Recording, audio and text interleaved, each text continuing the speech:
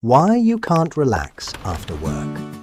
Some people leave work at 5, you leave physically at 5 and mentally at approximately midnight.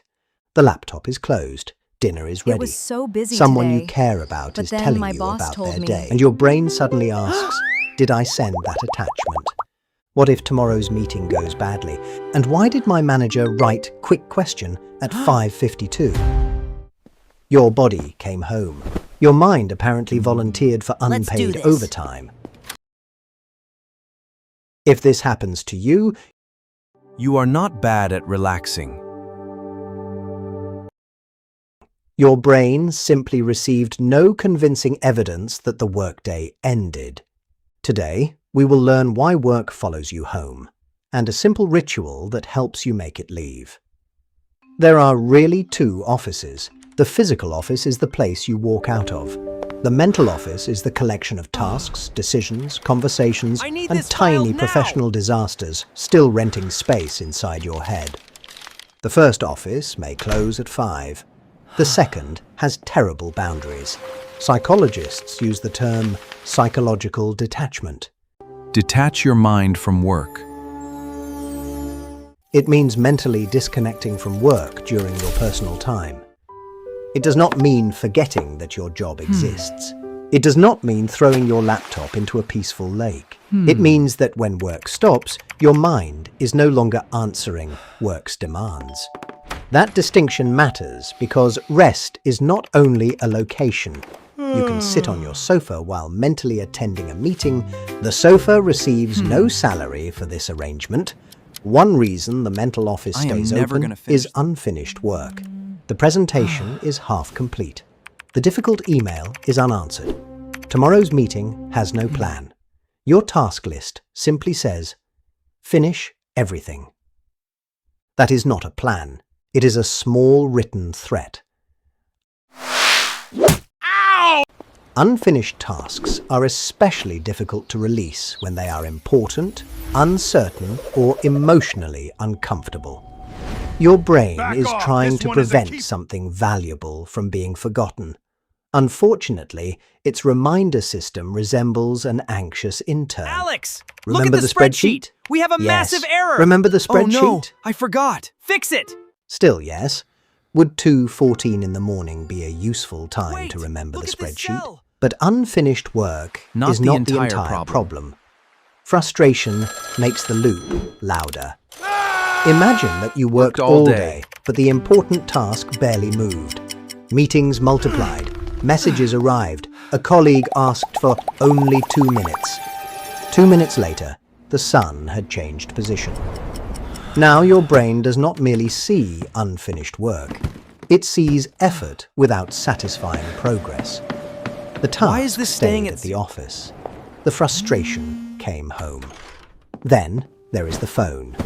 A tiny glowing doorway through which the entire company can enter your evening. One email after dinner Here they appears come. harmless, but one work email rarely travels alone.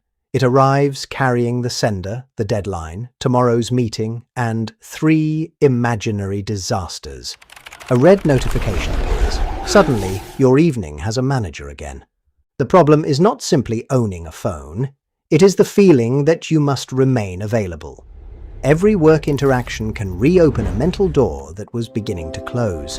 And some doors should remain closed after dinner. There is also a trap hidden inside work rumination.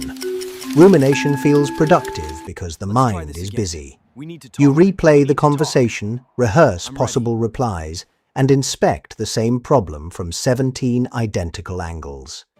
But motion is not always progress. A hamster also looks extremely committed. Productive thinking moves toward a decision, a plan, or an action. Rumination returns to the same emotional loop.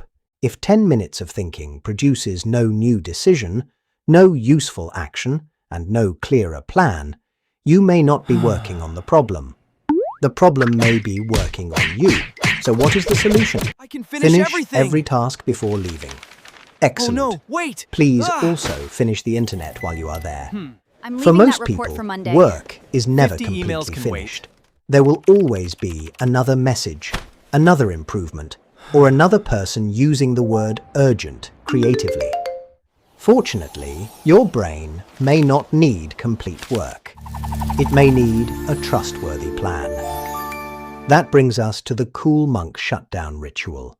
It has 3 parts. Capture the open loops, give tomorrow instructions, close the gate. First, capture the open loops. Before finishing work, write down everything that is still demanding attention. Tasks, messages, decisions, questions, promises, uncomfortable conversations. Do not organize them perfectly. This is a brain evacuation, not a stationary competition. What is written in a trusted place no longer needs to keep shouting. But do not stop with a vague list. Fixed presentation is not useful. It gives your brain a problem without giving it a path. Instead, write the smallest visible action that will move the task forward. Tomorrow at 9:30, open slide 12 and replace the sales chart. That is different. That is different. The task now has a next action. It also has an appointer. Your brain does not need a perfect workday. It needs a clear place to put the unfinished work. So before you leave today, capture the open loops, write tomorrow's first small action, and close the gate. You are allowed to go home before every task is finished. Rest is not something you earn after becoming completely caught up. Rest is part of how you return tomorrow with a clearer mind. If this helped, subscribe to Cool Monk for practical ideas that make modern work feel a little lighter. And in the next video, we are talking about the Sunday scaries, why your weekend can feel stressful before Monday even begins, and how to stop Monday from stealing.